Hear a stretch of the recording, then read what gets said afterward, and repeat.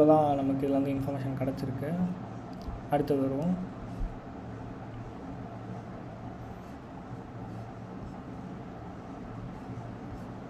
Data.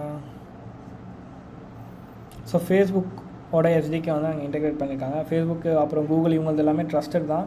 So ஒன்றும் பெருசாக பண்ண லைக் இந்த மாதிரி ஆப் ஐடி வந்து எதுக்கு யூஸ் பண்ணுவாங்கிறது வந்து ஃபேஸ்புக் லாகின், நம்ம மொபைல் அப்ளிகேஷனில் இருக்கும் இல்லையா Facebook login, like login with ஃபேஸ்புக்னு இருக்கும், அந்த மாதிரி ஃபீச்சர்ஸ்க்கு வந்து நம்ம இதை யூஸ் பண்ணுவாங்க. ஓகேவா? அதனால் இதெல்லாம் நெசசரி தான்.